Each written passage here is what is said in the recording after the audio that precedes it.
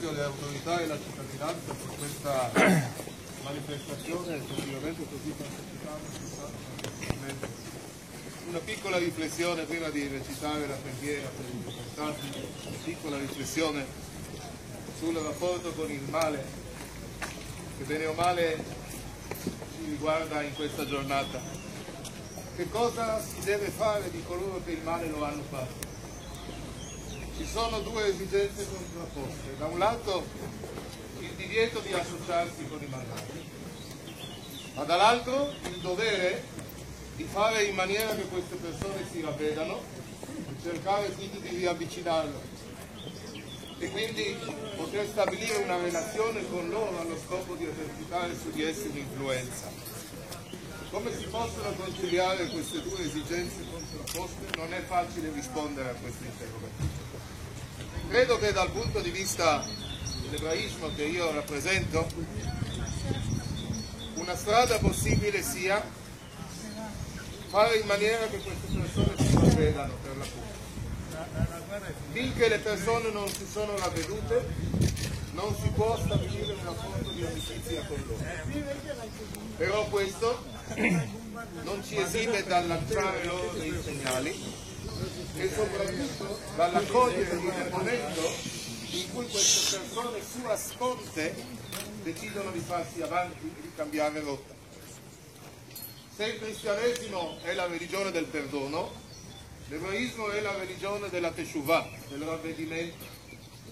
E noi confidiamo in maniera ostinatamente ottimistica sulle capacità di ravvedimento di ogni essere umano.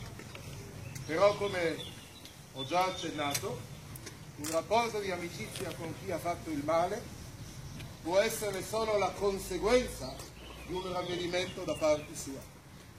Se non c'è questo ravvedimento, non possiamo noi prendere un'iniziativa di questo genere, se non lanciare dei segnali di disponibilità all'accoglienza, una volta che chi ha fatto il male torni sul posto basso.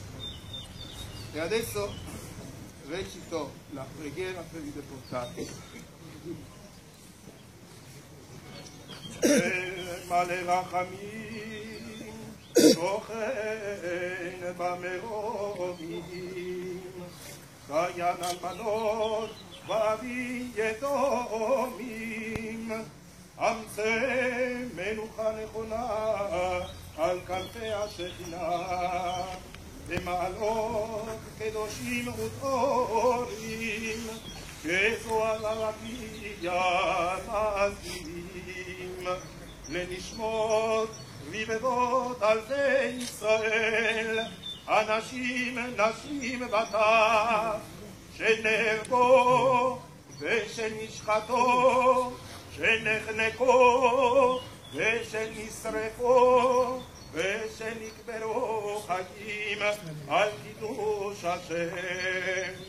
כולם קדושים וטהורים, ובהם גאונים וצדיקים, ארצי הלבנון ואבירי התורה.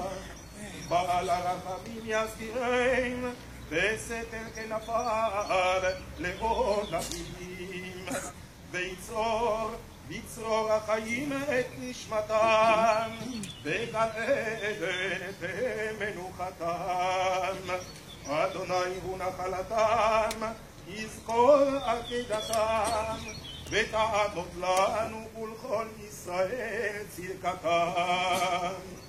ארץ אל תכסי דמם, ועל יהי מקום לזעקתם, בזכותם ישובו מלכי ישראל לאחוזתם, והקדושים לזיכרון תמיד נגד אדוני יעמדו לגורלם. יבואו שלום וינוחו על משכבותם, ויקומו לקץ הימים לחיותם. ונאמר Amen. Dio pieno di misericordia, che abiti nell'eccelso, giudice delle vedove e padre degli orfani, procura un giusto riposo al riparo della provvidenza, insieme ai santi e ai puri, splendenti dello splendore del firmamento, alle anime delle miriadi, delle migliaia di ebrei, uomini, donne ed indi, che furono uccisi, scannati, strozzati, bruciati e sepolti vivi per la santificazione del nome divino, tutti santi e puri e tra di essi di straordinaria levatura e giusti, cedri del Libano e grandi nella Torah. Il Padre della misericordia li ricoveri sotto le sue ali l'Eterno, affidi al mondo della vita la loro anima, nel giardino dell'Eden sia il loro riposo. L'Eterno è la loro eredità, si ricordi il loro sacrificio e valga per noi e per tutto Israele la loro giustizia. Terra, non coprire il loro sangue e non vi sia luogo alle loro guide. Per loro merito togliere gli stessi di Israele al loro possesso e i martiri per sempre rimangano nella memoria al rispetto di Dio. Riposino in pace e giacciono nei loro giacigli e alla fine dei tempi risorgano alla vita e diciamo Amen. Amen. יגבר עלינו חסדו באמת אדוני לעולם הללויה. יתגדל ויתקדש ורבה, ואמר ידרש ויותן וחי יבוא יומכו וחיי לכל בית ישראל, בעגלה ובזמן קריב ותנו אמן. יהא שמי הרעה לרעה גדולה ולזה החיה יקרה, וישתחה ויתמחה ויתמחה ויתכסה ויתעלה ויתעלה ויתעלל שמי ותשעה ויבורכו. אלא לאלה תורות ותנתה ותנתה ותנתה ותנתה לאמירן ועלמה ויתנו אמן. יהא שאמר רבה מי שחיה וחיים טובים עלינו ועל ישראל ותנו אמן. עושה שלום תתמרה וברחמה יעשה שלום עלינו ועל ישראל ותנו אמן. Grazie a tutti ancora.